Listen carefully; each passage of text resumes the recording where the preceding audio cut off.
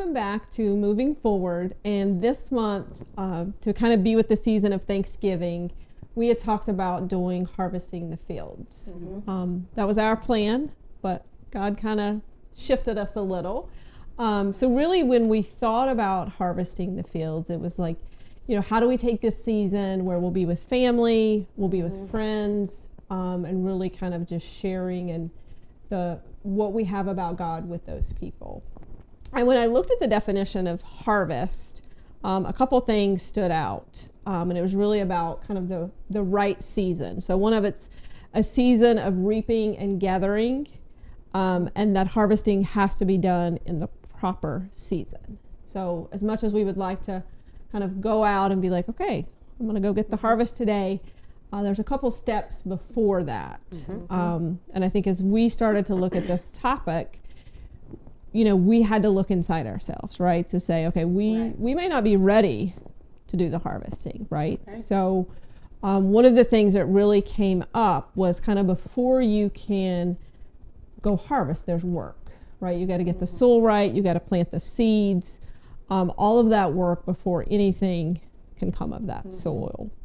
So then we really started kind of talking about cultivating, right? And I think that's where, if you've ever done any type of gardening, that's the hard work, right? You go out in spring, the ground is hard, and it's trying to bring that fresh soil up, bring it back to life. Right. So it's definitely a season of work and preparing for that harvest to come. And I think for me, when we had this topic, it really stood out that, okay, there might need to be some work done inside me, preparing, getting ready, before we can ever go out and kind of reap those harvests that are out there. So I don't know what kind of you ladies were thinking with that. I think when we first started to try to form the outline for Harvesting the Field, I had sent you an email and said I'm struggling with even coming up with what to talk about. And I think it was because, like you said, I think God was trying to do something in me to show me that there's some work that needs to be done in my life before I can talk about how other people should be doing it. And I think we all have to do that self-examination a lot of times when we prepare for these conversations, because none of us are perfect. No. And I would never want any of our viewers to think that we have it all together and we have all the answers, or that we have all the tactics on how to witness to people and the right things to say, because I'll be the first to admit that I do not. But I think as we did dive deeper into studying for this, cultivating was one of the things that I wrote down as well, about cultivating relationships. You have to cultivate your relationship with the Lord first, and you do that by being in His Word and having devotion and prayer time, just you and Him. But you also have to cultivate your relationship with people, your friends and your family that you're going to be around. Well, that's not always easy. No. So that's where some of that hard ground comes in. That is the hard part, for sure. It can be tiring, but you have to stick with it. One of the scriptures that I came across when I was studying was 2 Timothy 2:6, and it says, the hardworking farmer must be first to partake of the crops. But the commentary that really broke it down was saying how backbreaking the laboring was back in those days for the farmers. And their efforts were all in hopes that they would have a good harvest in the end. And none of us ever know what our hard work, the tilling of the soil and planting those seeds, who we speak with, and the lives that we come in contact with, if we just say a kind word or just give a smile, what that may do for people. The definition that I had for cultivate is to labor to make things better, right? So it's not going to be easy, right? But I think that's a great point that you bring up. We never know the impact, right? And I remember a couple weeks ago I was listening to a sermon, kind of back where I grew up, and a gentleman testified about a preacher that had been a preacher when I was a child, and I'm thinking, okay, this is 40 years later, right? And I don't know if that preacher ever knew the impact, but I'm like, that picture is gone and past, but it's 40 years and he's sharing that. So we may never know those seeds that we plant, what becomes of those. Mm-hmm. Well, that's the hard part. Like, so when I was looking at cultivating, not from the biblical perspective of it, but like as just a farmer, talking about harvesting, it means a complete upheaval. Mm-hmm.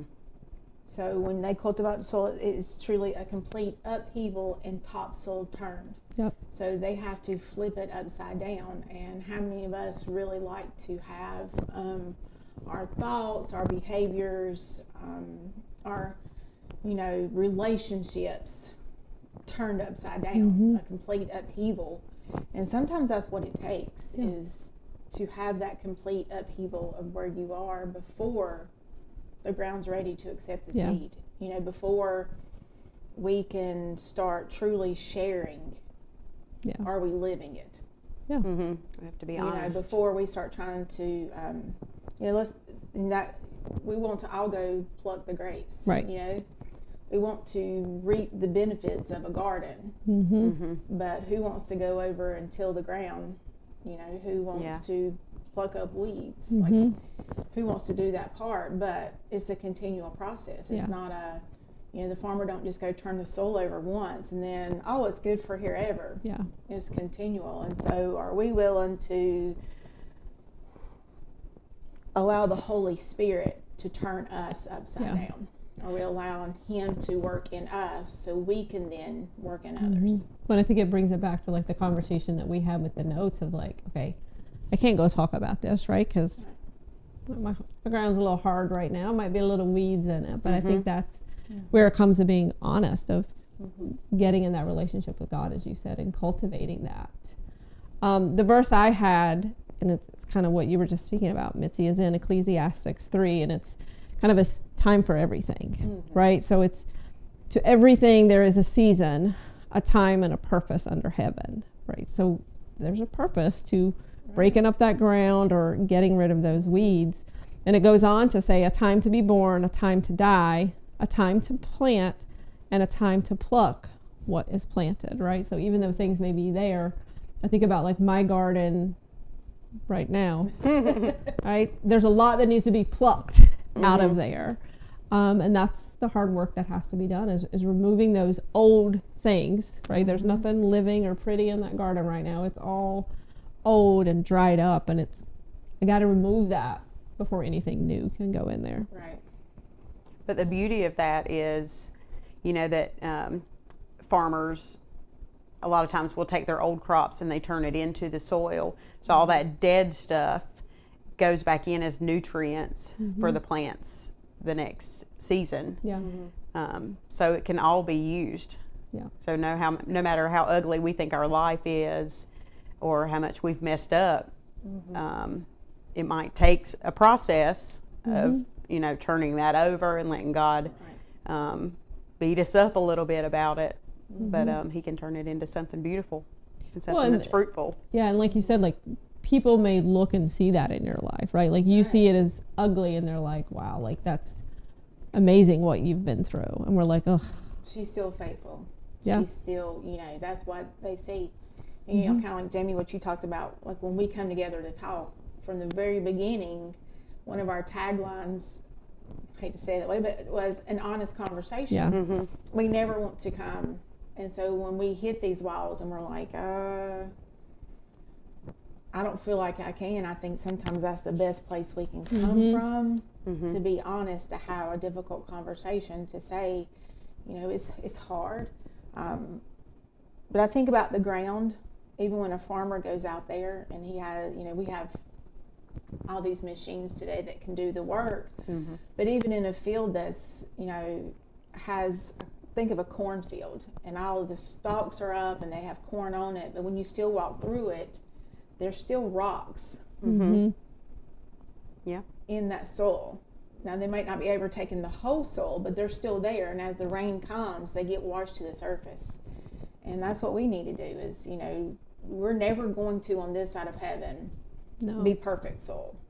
We're always going to have God washing away things and revealing to us things that we can work on. So we can't let that stop us from being part of the harvest. That's true. You know, not, and I'm not saying that as a point to you. I say that's what God was revealing to me when you Yeah. made that comment. Was like, but that's where we're at. Is that we have to realize that the devil will use that to convince us you can't plant, you can't grow, you can't harvest. And the Holy Spirit's saying, yes, you can from right where you are. Yeah. Right. You might not have acres full yet. You may start off with a plot, but Sort of a over little time, patio yes, container. you know, Yeah. kind of like me. My husband may grow me a tomato plant in a pot, out in the yard in a garden, but it still serves its purpose, you know, and it still grows fruit. Well, and I think true. we all fail daily, right? And it's, you know, part of our kind of mission is to just, that's kind of what this series is called, keep moving forward, right? And that's through that hard soil, the rocky soil, fruitful soil. Sometimes you may even plant and nothing comes up, right? So you're just wondering. I remember when we first moved into our house, and I love tulips. I planted tulip bulbs on every corner. Not a one. Not a one come up. So so sometimes you plant things, and as we were saying, right, we don't see that harvest, but it doesn't mean that it was wasteful, because some of that work may have been for our benefit and not for others. Right. You never know how long something takes to grow. We have our timetable, but God has His own. Yeah. And so we have to just be willing to cultivate, plant, and produce. And it's a cycle, and it's a continual cycle. It's not a, like we said, you know, once and done, but are we willing to put in the labor? Yeah. Well, and knowing that it's going to be repeated, right? It's like, okay, there's not a once cultivate and a harvest, woohoo, we're done. Done. No, it's Forever, every season you're going to keep going through that. And those seasons can be different. And some of them can be longer. Right. When you're in those spots. So that can be hard and grow weary to say, like, all right, I don't want to pluck no more weeds. Well, and sometimes we can do the hard work, and somebody else may come along, and it seems like they get all the fruit from our labors. And that's where it brought to me to 1 Corinthians 3:7. If I can get my eyeballs to adjust, it says, so then neither is he that planteth anything, neither he that watereth, but God that giveth the increase. See, so it doesn't matter if you tilled the soil and then Jamie came along and planted the seed and I just watered it. We all were part of that harvest. We all served a purpose.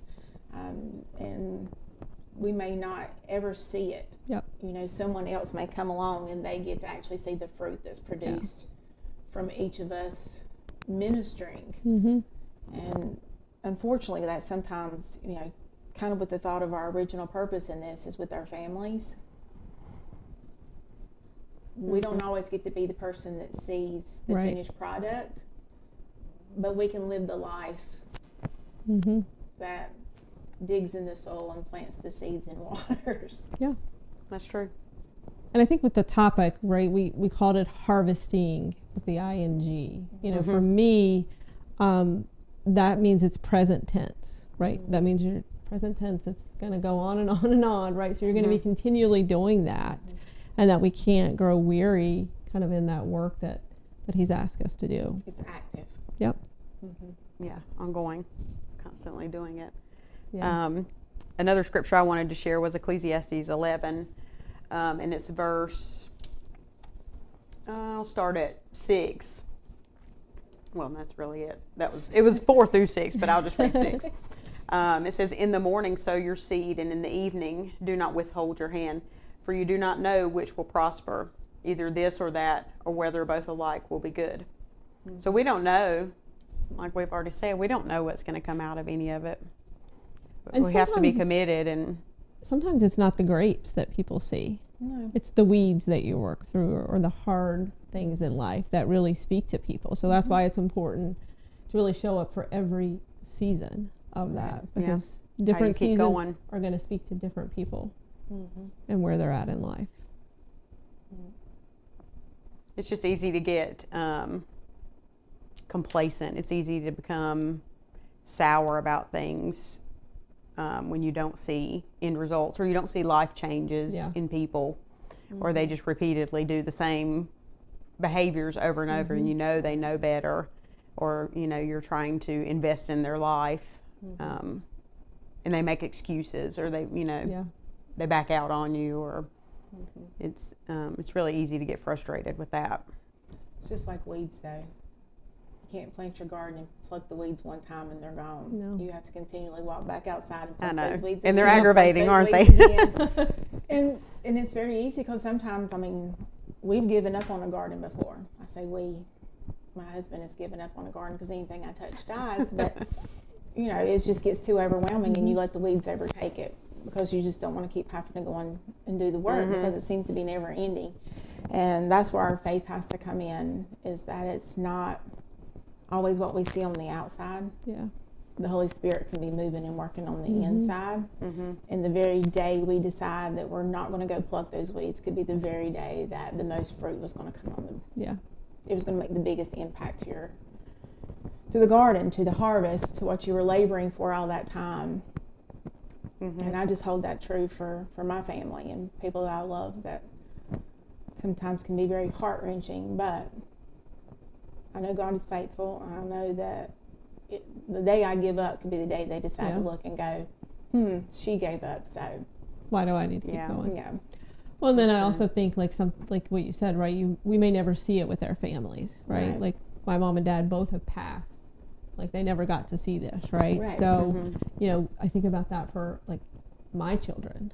I hope I get to see it, but if it happens after I'm gone and it still happens, like that's still good work that we did in the harvest for that. So and it was still from cultivating.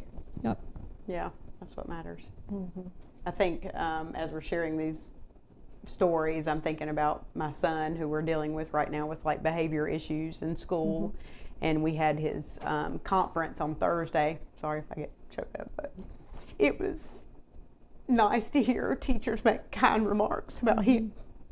Because my husband and I often wonder, like, is anything that we say getting through to him? Because his behavior at home can sometimes be just out of control. Yeah. But at school, it's a totally different story. Now, he blurts out and he likes to be a comedian, but they told us that we're raising a good boy. Yeah. He's never disrespectful or rude to them. He likes to make people laugh, and he says things that are, not right at the right moment. But it's never like crude or vulgar or anything like that. And they just told us just keep on trucking.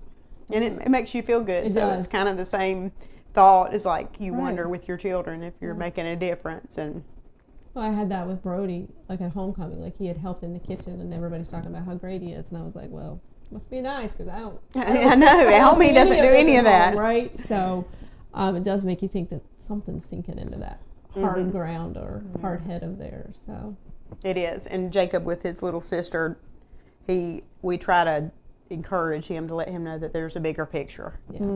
There is a reason that you have a sister with special needs. I can't tell you, because sometimes, like, we took him to VBS several weeks or during the summer, and he said we're always at the end of the line. This was at a church in our neighborhood, and we didn't know anybody there, so it was just him and Elena.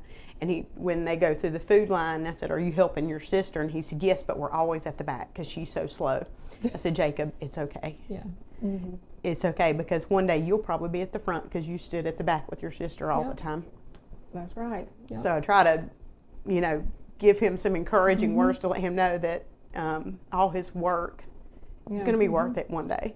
Well, and it's interesting, like as adults, we get frustrated, right? And we sometimes forget, like, how do you get a kid to understand that? I know. Right? Like, he's just a kid and you're trying to, explain that to him. But, you're right. He is going to kind of reap that reward of the things that he's done for his sister. So I hope so. But take that thought and apply it with God. Yeah. You know how many times sometimes we're like, God, why am I always at the end of the line? Why do I always get to make my plate last? God's like, don't worry about it. It's okay. Because you don't see what I see. Just like, as you're talking about that, like I hear the Lord speaking to me going, it's okay that right now you feel like you're last. It's okay that like right now it seems like you're laboring and the ground's not lightening up, the rocks aren't going away, and you'll never be able to use this soil. but I have a plan for it. And you don't see what's happening underneath that top surface. Right. And so just like you, so you just encourage me in that. So that's how it is that's what these conversations are for. That's what these conversations were for. They're not just for us here, but they're hopefully for you there, that you see that. And while you're talking about your young children, I'm thinking about me and my Father in heaven. You know, and so we can correlate those things so much, and I think we miss the picture sometimes in our parental frustrations of trying to be so loving and wanting our kids to just get it because we love them so much. And then I think God's going, yeah, that's how I feel too. That's how I feel for you too. Well, it's interesting because Jacob's not quite as old as Brody. Right, he's 10.